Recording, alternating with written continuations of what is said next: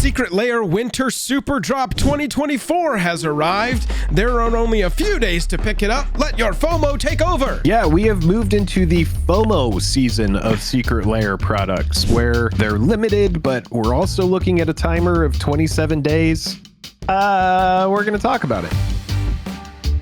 Highest level of gratitude to our patrons who power the channel through Patreon. Check out the Patreon link in the description to learn about monthly giveaways, VIP Discord access, and even our official playmat. Big shout out to our sponsors that allow Jake and I to work on this channel as our full-time jobs. Card Conduit, the best place to sell your cards on the internet. TCG Player, the best place to buy them. Dragon Shield, the best way to protect them. And Moxfield, the best way to put your deck lists on the internet. Hello and welcome to the day. Thank you for spending your time with us.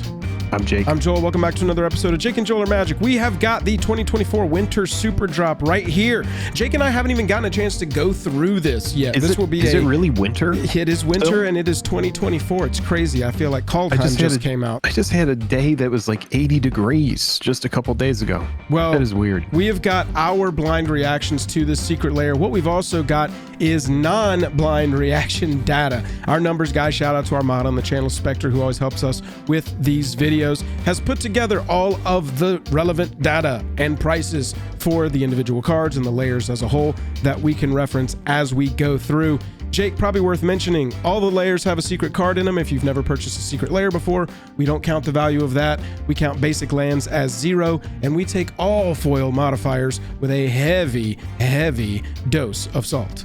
That's right. The foil multiplier on some of these cards, especially when they only have one foil variant that exists from a set that came out ages ago. Yeah, old foils that are actually scarce are typically expensive. So if something is foil in here, a card is getting a reprint after a long time of not having one, that means that that card is going to be much more affordable as this Secret Lair version compared to those sets from the past. Jake, check this out. In this 2024 Winter Super Drop, we've got a Scorpion God this time. I like the look of this one more than I liked that Locust God, but this is that red border card that we've recently been introduced to that they're using as promo cards now. How do you feel about this card when you look at it? Well, what it looks like is that there's some sort of filter over it and that they don't have the actual correct card displayed. I wonder how that'll look in real life, if that'll transfer. Like, am I looking at something with a Instagram filter over it? What's going on here? Right. That's exactly how I feel about it. I'm not very excited about it. I would like to see how it looks in hand, but looking at this right here, the text looks faded. It just looks, yeah, it looks like it has a filter over it. I like the doodle look. It's very weird. I like these little doodles all over it. I think that that's kind of a cool look, but yeah, I need to see a red border card in hand. Jake, we got a lot of crazy looking ones, starting with Deceptive Divination. Look at this. They already had to drop the price on this one $5 because they printed Circular Logic as a sorcery. And I don't know if you've ever played a sorcery speed counterspell, but yeehaw. Wow, something happened here. I wonder, this is a misprint. Oh yeah, they've already admitted it into mass production. Correct, and they even said, look, the copy of card Circular Logic found in this drop was inadvertently printed as a sorcery, though we assure you, you can still cast it as an instant and the Oracle text rules remain accurate. The error is found in both foil and non-foil versions, and as a token of our embarrassment, please enjoy a $5 discount on this. So this will be like a weird collector's item, right? Sorcery speed Circular Logic misprint that was only available in some random secret layer. That has strange vibes to me. For someone that likes oddities, yeah, I think so. Yeah. If you're into stuff that's a little bit weird or, you know, off the wall, I think that people could like that, but it's as collectible as any other card that comes in the secret layer, right? Because there's going to be that amount of them. And Eternal Witness is pretty cool. Yeah. I think Eternal Witness is a really good card. That's something that used to be kind of an expensive card because of how versatile it is in Commander. But in recent years, with how many times it's been reprinted, you know, you can see it's worth $1. Right. So yeah, Deceptive Divination is the most strange looking, most different looking. I'm hesitant. I'm not calling it strange because I actually like it. I'll be honest about it. I like when these cards look so crazy different but are still Magic cards. But however, value of this one, they knew that they were taking these cards look weird route and not we're going to provide you a lot of value route, because 14 Scheming bucks is the best card, right? Exactly. We're $25 under. So if you look over here, you've got your actual breakdown of the layer, and then you've got your price differences over here with a 35% loss sort of calculated in so that we can see what will happen if the prices drop significantly because of the printing of this. So with Divination, Jake, I like this one, but I probably still won't buy it. Yeah, right. That's just kind of where I'm at. It's interesting, but for me, it's like the cards that I really care about in there are Eternal Witness and Scheming Symmetry, and I don't necessarily have to have these versions. I say this in every single one of these Secret Lair videos, but really buy these if the art speaks to you, because they're going to be readily available on the secondary market, and oftentimes not for that much of a markup. For some of the older ones, absolutely so, and there are Secret Lairs that stand out, but most of the time you can find these on the secondary market if you end up missing the sale. Next up, we've got the Beauty of the Beasts, a fantastic looking layer in my opinion. I kind of wish that there was a set where this was the showcase treatment of some kind, because the art of these really speaks to me. $24 worth of value. Scourge of Valkus, Voracious Hydra, Felidar Guardian, all represent a good amount of value. Peregrine Drake is really cheap. And then Serpent of Yawning Depths. We've got a fantastic looking layer. I don't know what to say other than that. It's just beautiful to look at. Felidar Guardian goes infinite. We know that. Drake is really good. This is a card that also goes a lot of people love to play. Yeah. Yep. So there are some cards in here that are very... Oh, this is cool as well. Oh yeah, Dragon's Dragon need this. Dude, this card is... I mean, this one is actually packed with cards that people really like. Yep. Voracious Hydra too. It's kind of interesting. I mean, the treatment, fantastic, very playable cards. Value's not there, but this one could be a buy. And I think it's worth noting, this is all one artist, and the secret card in these is, you know, most often some sliver that nobody wants. But with these layers that it's all one artist, sometimes they let that artist also do the secret card, and so it could be a command tower and have no value, but it could be something super scarce or something valuable as well. So just worth noting. It's not, you know, meant to drive FOMO on that one, but you know, I'm closer to this one being an arts pickup for me, right? Not even a price pickup. Sure. Secret Lair is about pimping your deck. Right. It's about putting stuff in it that looks weird. We know that Magic the Gathering makes weird looking cards these days. They've been doing it ever since the dawn of the Secret Lair product. So if you like these treatments, if it's something that you enjoy, if you're someone who's like, man, I love my deck where I go infinite with Felidar Guardian, probably want that card in a pimp version, or maybe you have the OG foil and that's fine with you.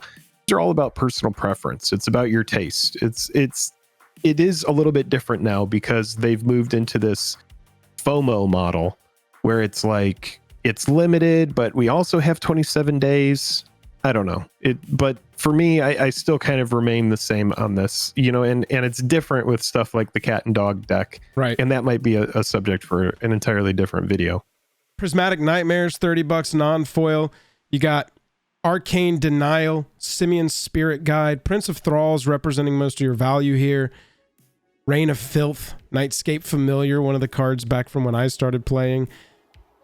Awesome looking, really cool treatments here. Love the work.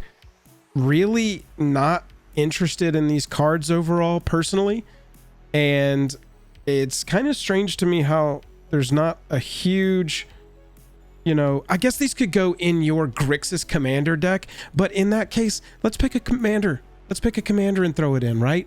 Instead of picking a random card for the 99. I don't know. Sure. This is an interesting one. I like that they can all go in the same deck, arguably, but not having a commander here, I don't know. This layer just feels not quite there to me. What do you think? I'm kind of with you. The Prince of Thralls is interesting. This is a card that originally came out in Shards of Alara. It had an all-time high on the foil of like over $250. You know, take that with a grain of salt as well. Was this card being pumped? I have no idea. Probably so.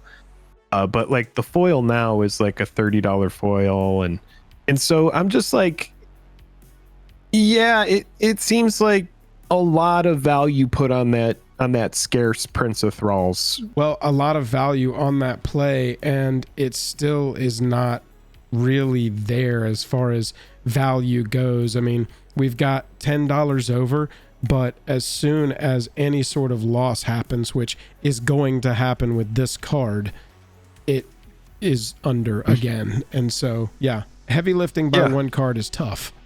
It's a very powerful demon. I mean, I do know that Simian Spirit Guide is a card that's played in CEDH because it's all about those sweaty moments where you just kind of like pop off and you play all your stuff like Lotus Petal and you just kind of sack everything, go all in. And so Spirit Guide is attractive from that perspective.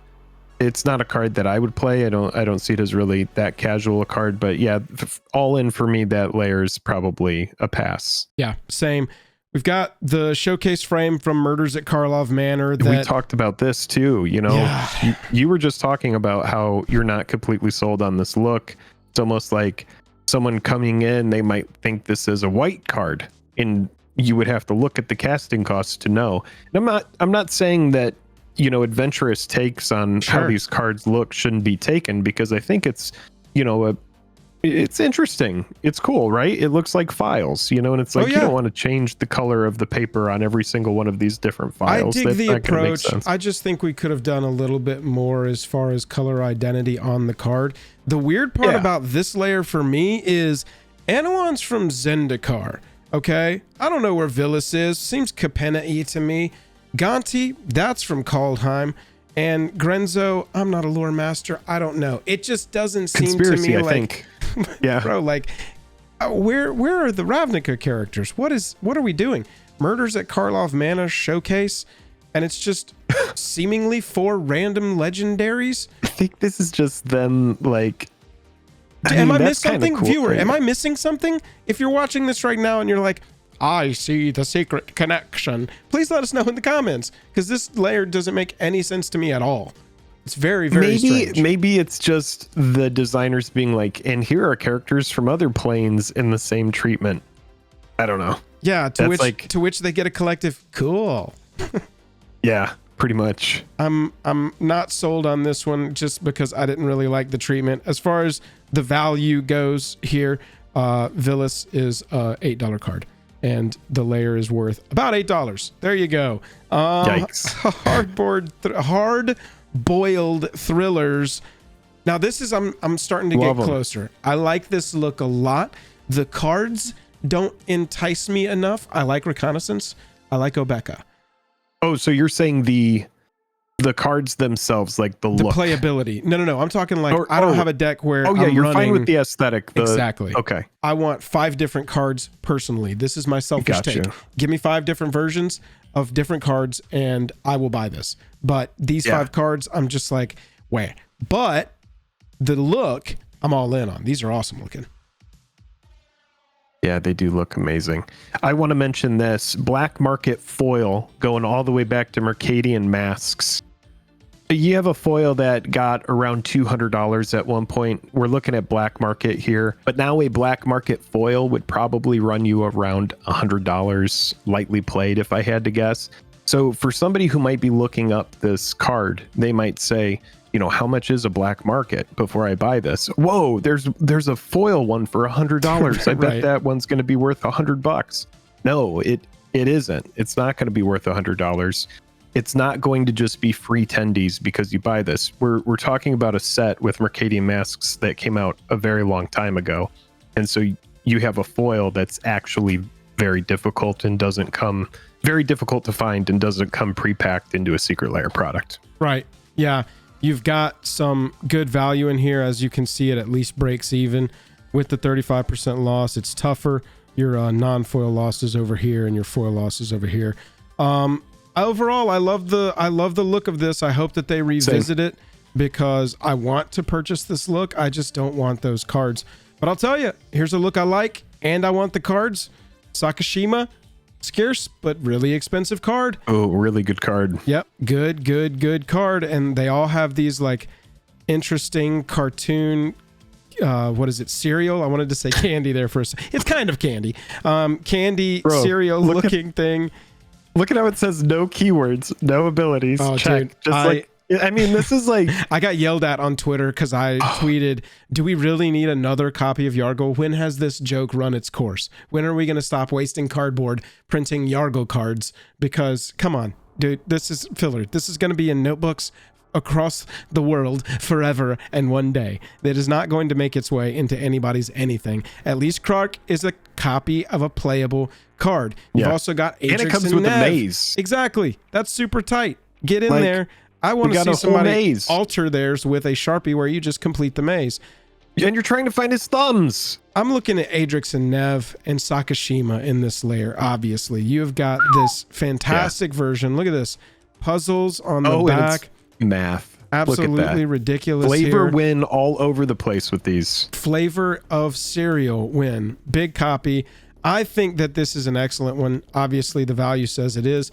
It's one of the few that is well over at $12 over its sticker price. Just loses a little bit on the 35% loss. But honestly, with the value being 2 wildly playable commander cards. Very good cards, yeah. I can't see this one dipping too far down too long. You know what I'm saying? Yeah, I agree with you.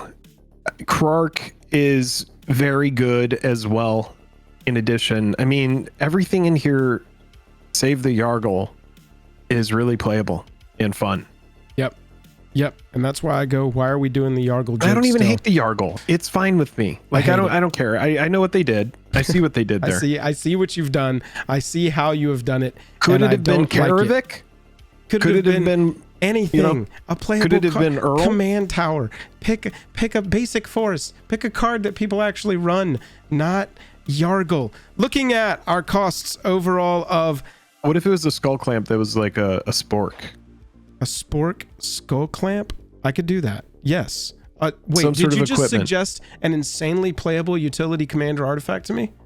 I shouldn't have said that. I think that if you like these cards, you should get them. That is my really hot take secret layer review that I say for every secret layer. If you like them, you should buy them. $30 is pretty good. I think collectability, it will be interesting to watch on the circular logic. I like that they dropped it $5 there and we're just like, yeah, we screwed up. Sorry. We don't print magic cards a lot, so we're working on our processes. Looking at the bundle, the faded red scorpion or what god is it? The scorpion god. Not a big fan of that. So I'm not trying to spring for the bundle. No, yeah. If you want the bundle, if you find yourself wanting multiple of the individual, the bundle prices and make sure that you can't get a discount. Couple of them that way. I just feel like this one is a skip for me. It's tough, and it's tough that we've started this year off with a remastered set that I just want to wait 6 months to purchase the singles on, a standard set that so far is like, man, I can't wait to play it on Arena and see how it feels. But to this point, from just looking at the cards, it's not really enticing me, and I think I'll skip it and spend my money on Outlaws instead, or the Fallout set coming next month instead. And so it's also weird to get that paired with a secret layer where I'm just like, full skip, no interest at all. Yeah. For me, we kind of talk about sometimes, what we would get from it. And I think, the one that I would pick up if I had to pick up any would be the one that kind of looked like the old faded book covers with Jace Wielder Mysteries and Black Market. That one actually is pretty cool for me. I'm fine with that. And then the cereal one that we just reviewed. Yeah, the cereal one is good. Yeah, the hard-boiled one is cool. Like we said, really good treatments. There's some good cards in there that people are looking for. It seems like a lot of these secret layer products, I'm starting to see a lot more like CEDH cards pop up in there, because I think that format is typically known for a lot of like EDH deck pimping. Yeah. And so I think a lot of the secret layer products are kind of, they're catering to a wide swath of players. We don't see a lot of stuff in standard and secret layer products. Mostly this is a product that is for Commander players, but as we know, Commander has a wide range of players within it. So, Joel, what do you think if they put maybe Farewell in one of these? Do you think that might have piqued your interest? Farewell. I think it's great for it. Go yell at me on Twitter about how it is not.